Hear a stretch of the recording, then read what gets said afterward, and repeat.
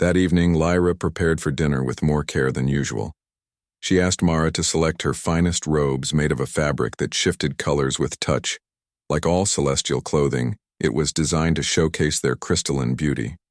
But Lyra had never cared about appearance until now. Why so much fuss for an alien visitor, Mara asked as she arranged Lyra's long silvery hair. Lyra felt her face warm, something that rarely happened. I am curious about his world. Is that not natural? Mara made a sound that suggested she did not believe this was the only reason, but said nothing more. The private dining chamber near Lyra's tower had been prepared. Sam arrived escorted by 2 guards. Lyra heard his footsteps, and the small gasp he made when he entered the room. "This is beautiful," he said. "The crystal walls, they catch the light like nothing I've ever seen." Lyra gestured for him to sit across from her at the small table. The guards positioned themselves at the door. "You may leave us," she told. "Them I will call if needed." The captain began to protest, but Lyra silenced him with a raised hand. The guards reluctantly departed. "Now we can speak freely," Lyra said. "Tell me of Earth." Sam Miller. "What kind of world creates beings of such warmth?" Sam described. Earth to her, its vast oceans and towering mountains, its deserts and forests, its cities and rural areas. He told her about the billions of humans who lived there, all different from one another. "No 2 humans look exactly alike," he explained. "We come in different sizes, colors, shapes. Some have light skin, some dark, some tall, some short." Lyra was fascinated by such diversity. The Celestials prided themselves on uniformity. All had the same crystalline purple skin, the same silver hair, the same height, and build differences were considered flaws. "What about those with physical differences?" she asked carefully. Those who cannot see or hear or walk. Sam seemed to understand the purpose behind her question. On Earth, people with disabilities are part of society. He said some face challenges, yes, but many live full independent lives. We have technology to assist blind people, machines that can read text aloud, devices that can translate visual information into tactile or audio forms. Lyra leaned forward, her food forgotten. "Do your people not hide away those who are different?" Sam sounded surprised. "No. Why would we? Each person has value, regardless of physical attributes. Many of our greatest thinkers, artists, and leaders had what some might consider disabilities. They contributed enormously to our society." Lyra felt something inside her shift. The concept was so foreign, so wonderful, that she almost could not believe it. "Your people do not sound real," she whispered. "They sound like a dream." Sam was quiet for a moment, then said, "I notice your people stare at me, some with disgust, some with curiosity. Am I considered ugly by celestial standards?" Lyra laughed softly. "I would not know, but I hear the whispers. They find your soft skin strange, your variable temperature alarming, your face too mobile. To them you are unpredictable, dangerous. And what do you think?" Princess Lyra considered the question. "I think you are kind. You speak to me as a person, not as a flaw. You describe your world with passion. I find that beautiful." Their conversation continued long into the night. Sam told her about Earth customs, technology, art, and music.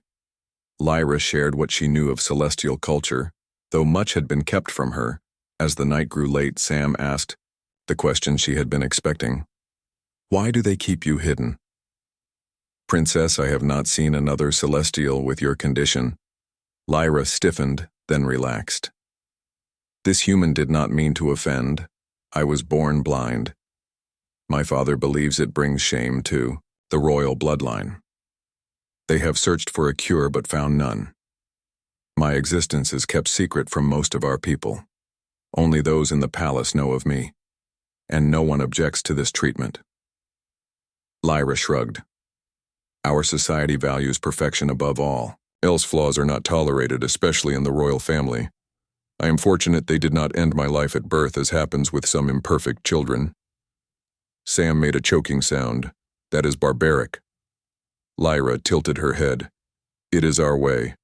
I know no other in The days that followed, Sam worked on repairing his ship while Lyra visited him in the garden.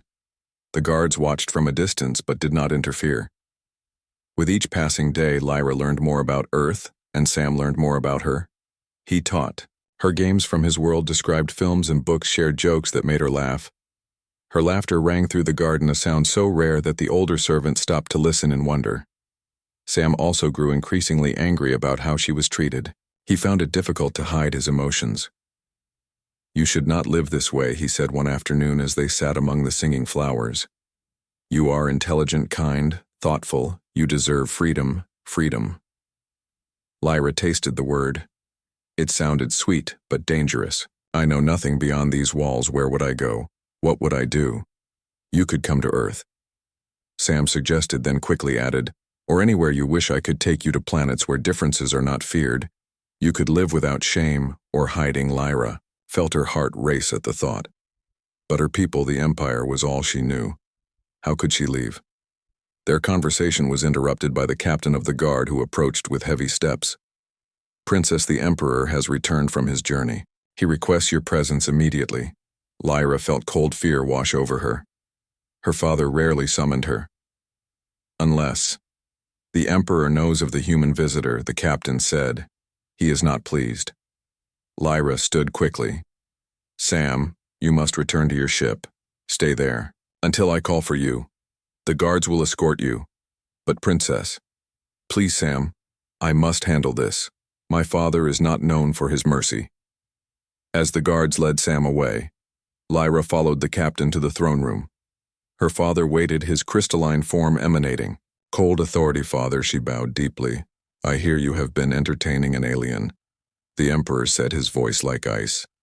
"What foolishness is this?" Lyra stood as tall as her small frame allowed. "He crashed in the gardens. I invoked guest rights." The Emperor made a dismissive sound. "Yes, the ancient laws. But you have gone beyond hospitality, I hear.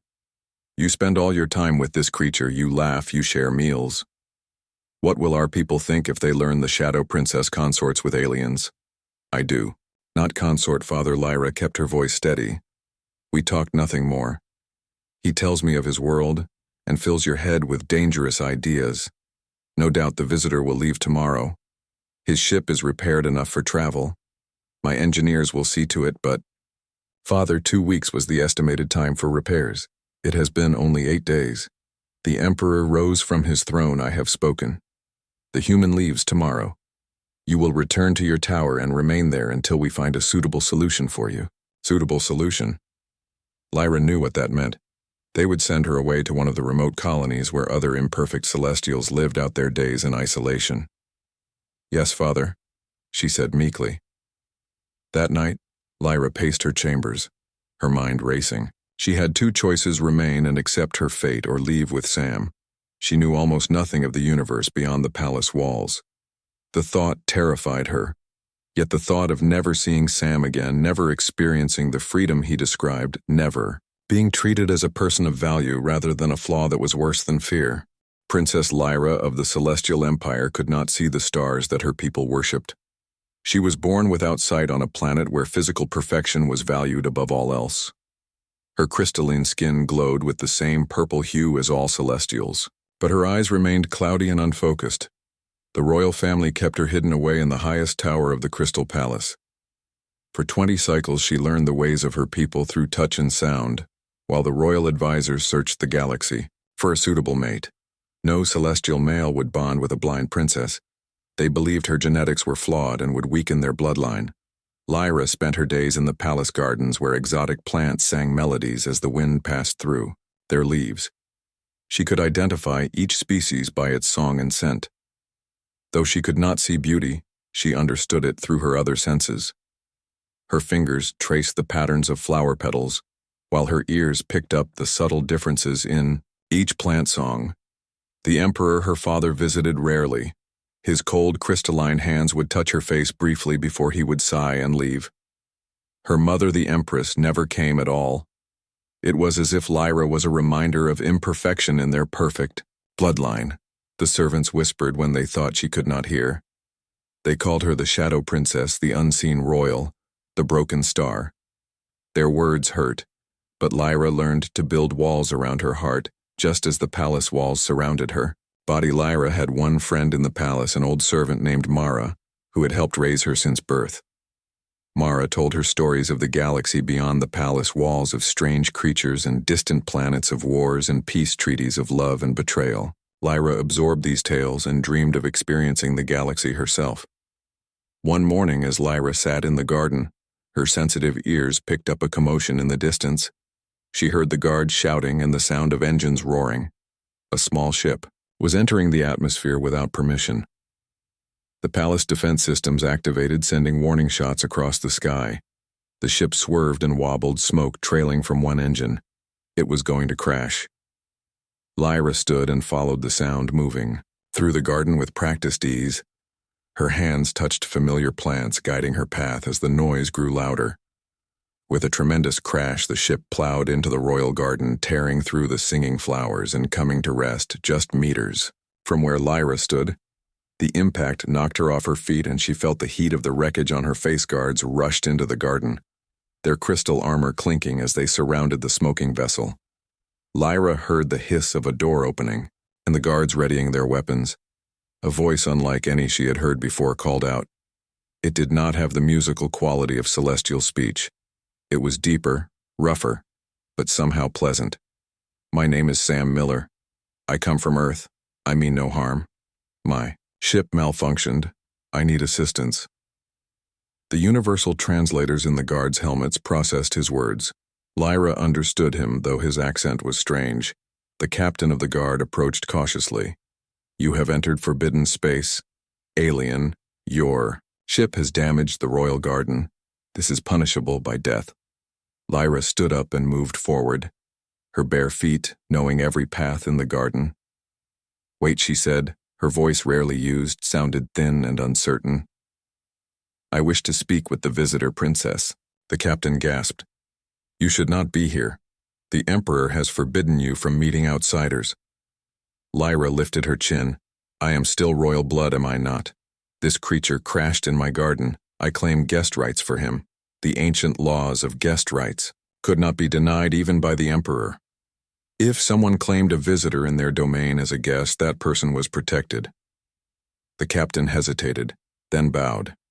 Very well, princess, but the Emperor will hear of this. Lyra moved closer to the crash site. She heard the stranger climb out of his ship. His footsteps were heavy, unlike the light steps of her people.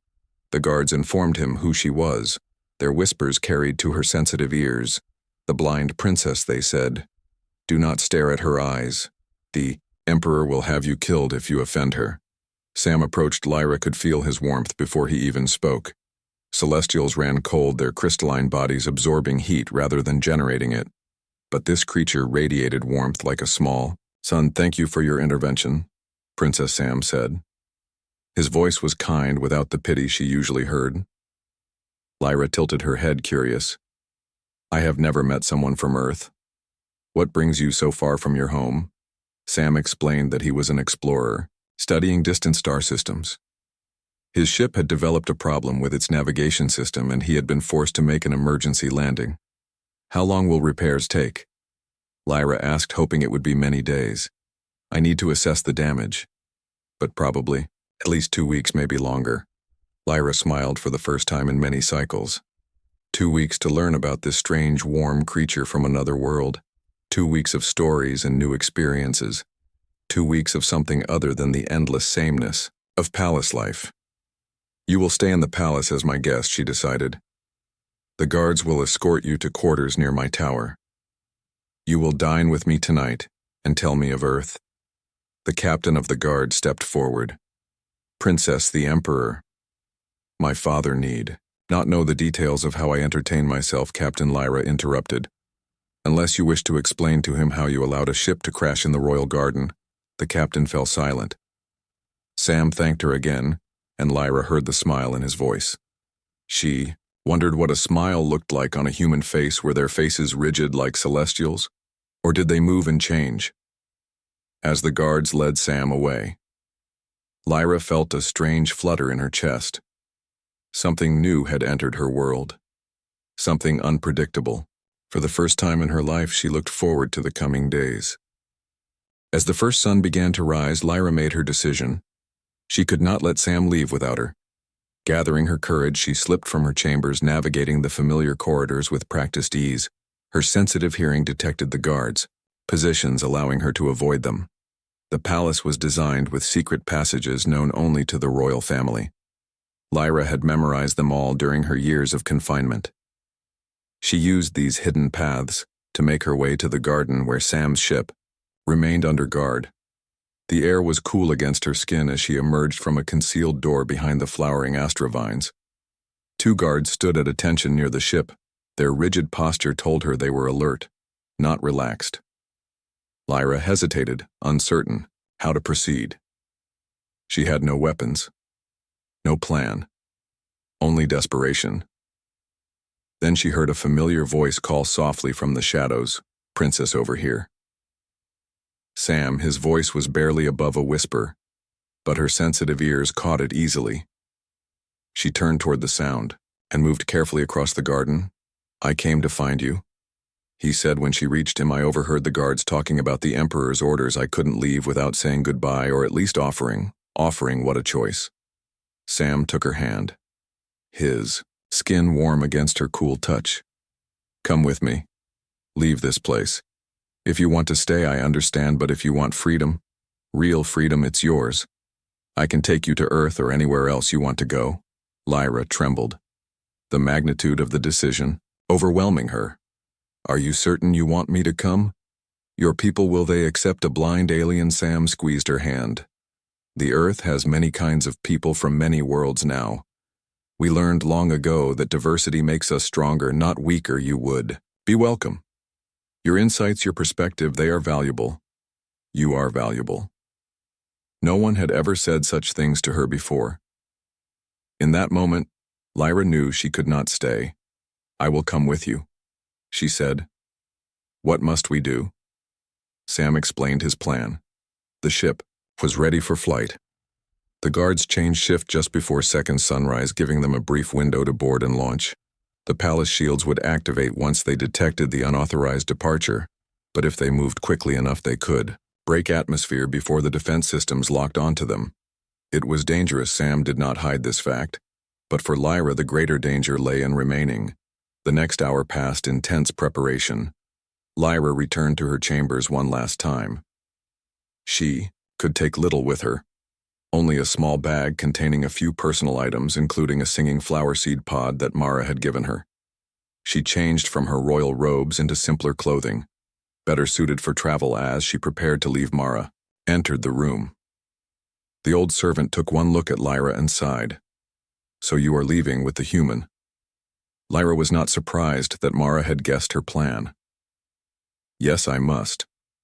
Mara approached and pressed something into Lyra's hand. "A data crystal. It contains information about your mother. She wanted you to have it when you were older. I think now is the time." "My mother?" Lyra was confused. The Empress had never shown interest in her. "Not the Empress," Mara said quietly. "Your birth mother. She was not of pure, royal blood. Your father took her as a consort. She died bringing you into the world." Lyra felt as though the floor had disappeared beneath her feet. All her life she had believed herself the daughter of the Emperor, and Empress, a shameful secret to be hidden away. Now she learned her very existence was built on lies. "Why tell me this now?" Mara touched Lyra's cheek gently. "Because you deserve to know who you are as you begin your new life. And because your mother would have wanted you to be free. She too was considered flawed by our people. Though she could see her skin was not the proper shade of purple. She was an outcast who caught the eye of the Emperor. He loved her in his way but could never acknowledge her publicly. This revelation changed everything for Lyra. Yet it also changed nothing. She still needed to leave, still needed to find a place where she belonged. "Thank you, Mara, for everything." The old servant embraced her briefly. "Go now. The shift change approaches. Remember what I taught you: trust your senses. They have never failed you." Lyra made her way back through the secret passages to the garden. Sam waited his warmth a beacon in the cool night. She heard the guards moving away, their footsteps, fading as the shift changed. Now, Sam whispered. They moved quickly toward the ship. Lyra following the sound of Sam's careful footsteps. Her hand touched the smooth hull of the vessel. Alien technology. Cool beneath her fingertips. Sam helped her inside. The interior was cramped, filled with unfamiliar scents and sounds. He guided her to a seat, securing her with restraints. This will be rough, he warned. Starting engines now. The ship hummed to life, the vibrations traveling through Lyra's body. She gripped the edges of her seat as Sam activated the launch sequence. Alarms blared across the palace grounds. They had been discovered. Sam cursed under his breath as he accelerated. The ship shot upward, the sudden motion pressing Lyra back against her seat. Hold on, he shouted. The defense systems are activating. Lyra felt the ship swerve and shake. Energy weapons fired from the palace towers, grazing the ship's shields. The barrier between her old life and her new one, growing thinner with each passing second. Something struck the ship, hard sending it spinning. Sam fought with the controls, stabilizing their ascent. They broke through the lower atmosphere, the air thinning around the vessel. Multiple pursuit craft launched from the palace hangars, their engines screaming as they gave. Chased, their weapons more precise, more deadly than the ground defenses. We can't outrun them, Sam said grimly. Not all of them. Lyra remembered something from her lessons. The moons. The 3 moons of her world created a gravitational anomaly, that local. Pilots knew to avoid, but visitors often did not. The tidal passage, she said quickly. Between the 2nd and 3rd moons. The gravity well. Our ships avoid it. But it creates a shortcut through the defense grid. Sam didn't question her. He adjusted course, aiming for the narrow space between the 2 largest moons. The pursuing ships hesitated, then followed. The ship's sensors warned of dangerous gravitational forces as they approached the passage. Lyra felt the vessel strain against invisible currents. The pursuing ships were closing the gap. We're not going to make it, Sam muttered. Yes, we will, Lyra insisted. We must. The ship shuddered as they entered the gravity well. Alarms blared, warning of structural stress. Sam fought the controls, his breathing harsh with effort. Lyra closed her useless eyes and focused on her other senses, feeling the subtle shifts in the ship's movement. Almost there, Sam called. The gravitational forces were immense, threatening to tear the ship apart. Suddenly they broke. Free! The alarms quieted. The ship stabilized. Lyra heard Sam laugh with relief. You did it, he said. We made it through. The pursuit. Ships are turning back. They won't risk the passage. Lyra realized she was trembling. Partly from fear, partly from exhilaration. She had left her world behind. Everything she had ever known was gone. Her future uncertain yet full of possibility. What happens now, she asked. Now, Sam said, we plot a course. I know a trading outpost about 3 days from here. We can refuel, resupply. Decide where to go next. Earth, if you'd like. Or anywhere else. The stars are open to us. The stars. Lyra had never seen them yet. They had shaped her destiny. The religion of her people, the boundaries of the empire, the paths of travelers, all defined by those distant points of light. Now they offered her freedom as the ship accelerated away from her homeworld. Lyra felt something unexpected: peace. She had lived her entire life in a prison, beautiful but confining. Now, even without sight, she could see more clearly than ever before. 3 days in the confined space of Sam's ship taught Lyra more about humans than she had learned in all their garden conversations. His body required regular sleep, unlike celestials who entered brief hibernation states once every few cycles. Consumed food multiple times daily, laughing when Lyra expressed surprise at the frequency. I need fuel to keep this warm body running, he explained. The ship itself became familiar to her. She memorized its layout, counting steps between locations, learning the sounds of different systems, the hum of life support, the whir of navigation computers, the gentle ping of the communication array. Each noise creating a map in her mind. Sam was patient, teaching her how different controls felt and what they did. Though she could not see the displays, he described what they showed, guiding her hands to emergency systems she might need. On the second day, he approached her with something in his hands. "I made this for you," he said, placing a small device in her palm. "It might help." Lyra explored it with her fingers. A band of some flexible material with small nodes along its length. "It's an adaptive sensory band." He explained Earth technology for those without sight. It translates visual information into tactile sensations. Different vibrations and temperatures represent different colors, distances, shapes. It takes practice, but it might help you navigate unfamiliar environments. Lyra slipped the band around her wrist, immediately feeling subtle vibrations and temperature changes. It was overwhelming at first, too much information to process, but Sam showed her how to adjust the sensitivity. By the third day, she could identify basic shapes and obstacles around her. The device could not give her sight, but it expanded her awareness of her surroundings in ways she had never experienced. "You are very kind," she told him. "Why do you help me so much?" Sam was quiet for a moment before answering. "Where I come from, helping others isn't extraordinary. It's expected. I see someone with potential being held back by circumstances not of their making. Of course I want to help. But more than that, I admire you. Your courage, your willingness to leave everything familiar to seek something better." His words warmed her, but doubt still lingered. "The trading outpost you mentioned, what is it like?" "Will there be others like me?" Sam explained that Outpost 7, as it was called, was home to creatures from hundreds of worlds, a neutral zone where commerce and cultural exchange flourished. No single species dominated. Rules were simple: respect others or leave. "There are all kinds of beings there," he said. "Some with multiple limbs, some with none. Some who breathe air, others who don't. Some who can see across vast spectrums, and others who perceive the world through electrical fields or vibrations. Your differences won't stand out there." As they approached the outpost, Sam described what he saw through the viewport: a massive space station constructed from interconnected modules and repurposed ships. It hung in the darkness between 3 star systems, its lights creating patterns against the void. Ships of various designs docked at external ports, while smaller vessels moved between structures like insects around a hive. Their approach was challenged by station security. Sam transmitted identification codes and explained their situation, mentioning nothing about Lyra's royal status or their escape. He presented them as travelers seeking supplies and possibly passage to Earth. Permission to dock was granted.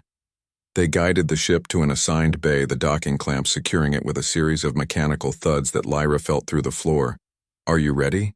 he asked. Lyra adjusted her sensory band and took a deep breath. "Yes." The airlock cycled and opened, releasing them into the station. The sensory information was overwhelming. Vibrations, temperatures, sounds, scents, all assaulting her at once. She froze, her hand gripping Sam's arm tightly. "Easy," he said softly. "One step at a time. Remember to adjust the band sensitivity." We're in a main corridor. Beings of all kinds passing by. Merchant stalls along the walls. The air is recycled, but there are scent markers for different sections. Gradually, Lyra adjusted the band settings, filtering the information to manageable levels. The floor beneath her feet vibrated with machinery and footsteps. She could sense large forms moving past, some humanoid, others utterly alien. The cacophony of languages surrounded her. The universal translators in the station converting only portions, making the rest a musical jumble. "Look out," a voice called from behind them. Something large rushed past the air displacement, pushing against Lyra.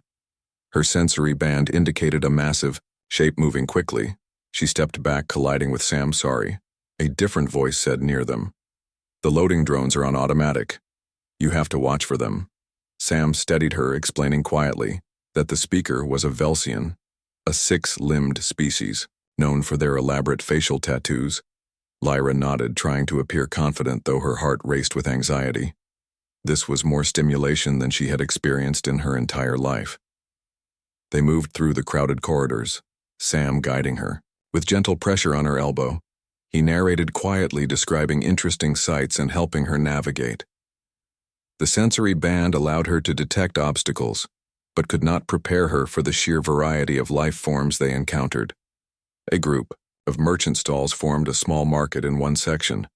Sam led her there, explaining they needed supplies. The scents of exotic foods, strange materials and perfumed oils mixed in the air. Lyra found herself enjoying the experience despite her initial fear. While Sam negotiated with a parts dealer, Lyra stood nearby, her band scanning the surroundings. She sensed someone approach. Their footsteps light, their body temperature cooler than a human's but warmer than a celestial's. "You are blind, yet you see," the voice said, female with a musical quality to it. The translator rendered her words clearly. Lyra turned toward the speaker. "Yes? I use technology to help me perceive." A hand touched her sensory band gently. "May I see this device? It is unfamiliar." To me, Lyra hesitated, then nodded. The stranger examined the band without removing it. "Fascinating Earth technology, I presume. Simple yet elegant. I could enhance it if you wish. I am Naya, creator of sensory tools." Sam returned, noticing the interaction. "Who is your friend?" Naya introduced herself, explaining that she specialized in adaptive technologies for different species. She had a workshop on the station where she created custom devices for those with unique sensory needs. "I could modify your band," the Naya offered. "Make it more precise, expand its capabilities." Sam asked the cost, clearly concerned. Lyra had no currency of her own. Naya made a dismissive gesture. "Information is my payment. Tell me of your world, your biology, your perceptions. I collect such knowledge." "It is more valuable than credits," Lyra agreed, though she revealed little of her royal background or escape. Naya led them to her workshop, a cluttered space filled with devices in various stages of completion. Sam stayed close, his protective nature evident. While Naya worked on the sensory band, she asked questions about celestial biology, how Lyra perceived her environment, what senses were strongest. Lyra found herself opening up, explaining how she navigated by sound and touch, how she recognized people by their footsteps and voice patterns, how she could detect emotions through subtle changes in breathing and body temperature. "Fascinating," Naya commented. "Your other senses have developed extraordinary sensitivity to compensate for lack of sight. This is common across species, an adaptive trait. Your new band will work with these strengths, not against them." The enhanced sensory band Naya created transformed Lyra's experience of the world around her neck now instead of her wrist. It sent gentle pulses across her skin, each vibration temperature change and subtle pressure conveying information about her surroundings. She could detect not just obstacles but textures, compositions, even the emotional states of some species. Naya refused payment, insisting that Lyra's detailed descriptions of celestial sensory biology was more than fair. Instead, she offered them lodging in her workshop while they considered their next steps. That evening, as they shared a meal of station rations, Lyra asked the question that had been troubling her. "What will happen when we reach Earth? Will your people truly accept?" Sam set down his utensil. She heard the soft click against the table. "Earth has changed since first contact," he explained. "We learned we aren't alone in the universe. It changed how we see ourselves. Some feared the differences, but most celebrated the diversity we discovered among the stars. We have communities of various species now living and working together. And your family?" she asked. "Would they welcome me?" Sam was quiet for a moment. "I have no family. My parents died years ago. No siblings. I'm a solitary explorer by choice and circumstance." Lyra heard the pain beneath his words. "I'm sorry," she said softly, reaching across the table. Her hand found his, their fingers intertwining. "You are kind to help me. I know the risk you took. It's not kindness." Sam replied. "It's justice. You're a person, Lyra. An intelligent, caring being with rights and dignity. No one should be hidden away because of how they were born." The next morning brought unexpected news. A celestial diplomatic vessel had docked at the station. Sam learned this while gathering supplies, his conversation with a merchant overheard by another customer who warned him. "They seek a fugitive." The stranger told him. A celestial female traveling with a human. Sam rushed back to Naya's workshop. Lyra sensed his agitation before he spoke. His elevated heart rate, his quick breathing. The tension in his movements. "We've been followed," he explained. "The Empire has sent diplomats officially, but they're looking for you. We need to leave." Naya offered a solution. A trader she knew was departing for the Marian colonies far from celestial influence. They could book passage but would need to leave immediately. Lyra felt fear rise within her. The Empire would not give up easily. If caught, she would be returned to her prison, and Sam would likely face execution for his role in her escape. They gathered their few possessions and followed Naya through back corridors, avoiding main throughways where celestial representatives might be searching.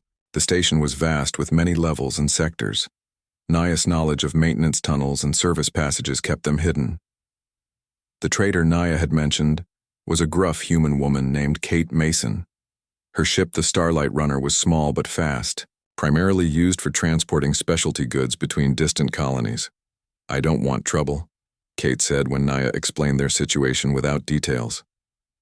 "These Celestials, what do they want with you?" Sam began to invent a story, but Lyra interrupted. "I am Princess Lyra of the Celestial Empire. She said I fled my homeworld because my people imprison those born different. I was kept hidden all my life because I cannot see Sam helped me escape. If we are caught, he will be executed. I will be imprisoned. My father, the Emperor, will not stop searching." Kate was silent for a long moment. Lyra could sense her evaluation weighing risk against reward. "Extra passengers mean extra risk." She finally said, "Extra risk means extra cost." They negotiated a price, Sam offering his services as a navigator and mechanic for the journey. Lyra had nothing material to offer, but promised knowledge, information about celestial trade routes, and customs valuable to an independent merchant deal. Kate said, "But we leave now. Celestial diplomats give me the creeps with their perfect faces and cold voices." They boarded the Starlight Runner within the hour. The ship was cramped, utilitarian, designed for function.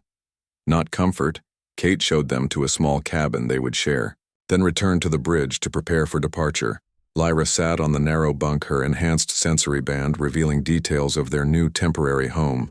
Metal walls, recycled air vibrations from the engines below, the faint scent of unfamiliar cargo. Sam sat beside her, their shoulders touching. "Are you all right?" he asked.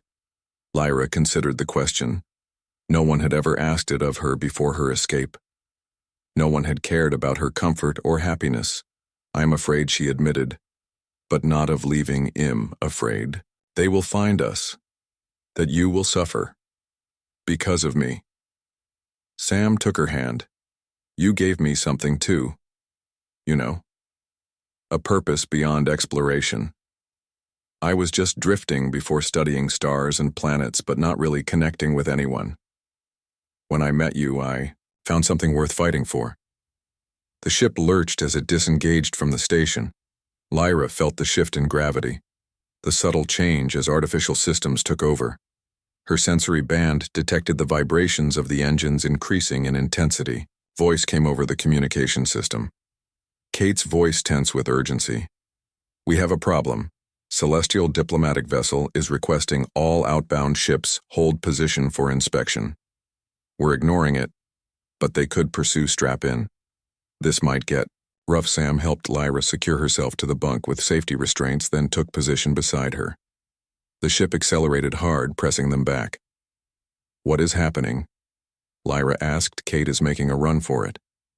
Sam explained, "Trying to reach the jump point before they can intercept us. Once we make the jump, we're safe. They can't track us through hyperspace." The ship rocked suddenly, alarms blaring warning shot. Kate called over the comm, "Hold tight." Sam gripped Lyra's hand. They both understood the severity of their situation. Celestial ships were known for their advanced weapons technology. The Starlight Runner was fast but not designed for combat. Evasive maneuvers shook the vessel. Kate was clearly skilled, pushing her ship to its limits. A series of sharp turns, drops, and accelerations left Lyra disoriented even with her sensory band. She focused on Sam's presence beside her, his steady breathing, his warm hand anchoring her. Another impact, harder this time. Sam swore under his breath. "They've damaged one of the stabilizers," Kate reported. We're still jump capable, but it's going to be close. The next minute stretched into what felt like hours, the ship vibrating violently as Kate pushed the engines beyond safety parameters. Lyra could sense systems, straining feel the temperature rising in the cabin, hear the protest of metal and machinery. Almost there. Kate called. Jumping in 5, 4. Another impact rocked the ship, throwing them sideways despite the restraints. Lyra heard something tear metal. Shrieking emergency systems activated, bathing them in what Sam described as red warning lights. Jump now, Kate shouted. The universe seemed to fold around them. Lyra felt it in her body, a stretching sensation, followed by compression. Her sensory band, overloaded, temporarily shutting down. Then stillness. The engines quieter. The vibrations different. We made it. Kate's relieved voice came through the comm. Damage report shows the aft section took a hit, but integrity is holding. We're in hyperspace. Course, set for Marion Colony Eta 4 days. Everyone okay back there? Yes. Sam called out. We're fine. He turned to Lyra. Are you truly all right?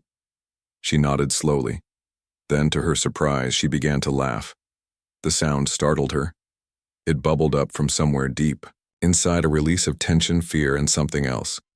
Joy, we are free, she said. We truly escaped. Sam joined her laughter. It's only just beginning, Lyra. The whole universe is open to us now. Over the next 4 days, they settled into life aboard the Starlight. Runner Kate was reserved at first, but gradually warmed to them, especially when Lyra shared valuable information about celestial trade practices. She taught Kate phrases in the royal dialect that would impress celestial merchants, potentially leading to better deals.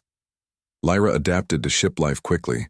Her enhanced sensory band allowed her to navigate independently, while her acute hearing helped identify minor system issues before they became problems. Kate began to appreciate her presence, noting that Lyra detected a coolant leak by its subtle odor before sensors registered it. Sam spent hours describing Earth to her. Its oceans and mountains, its diverse cities, its history of struggles and triumphs. He spoke of technologies that could help. Her adaptive devices, educational systems specialized for various learning styles, communities of people both human and non-human who had overcome challenges as they approached the Marion colonies. Sam and Lyra stood on the observation deck. Lyra could not see the view, but she could feel the excitement in Sam's voice as he described what lay before them. The main colony is on the largest moon, he explained. There are 7 settlements now, 3 human, 2 Keltari, 1 Velsian, and 1 mixed community, where everyone lives together. That last one, that could be a place for us. A new Stardust. Lyra turned toward him, the word warming her. The concept of belonging somewhere with someone had been foreign to her for so long. If you'd like, Sam said carefully, I won't presume to decide your path, but I would be honored to help you find your way however I can. Lyra reached for his face, her fingers gently tracing his features, memorizing them. She felt the curve of his smile, the warmth of his skin. I was born into darkness, she said. My people saw it as a flaw, a reason to hide me away. But in that darkness I learned to hear what others missed, to feel what others ignored, to sense truths beneath the surface. You saw value in my difference. I would like to explore this universe with you, Sam, to discover what else I might sense that others miss.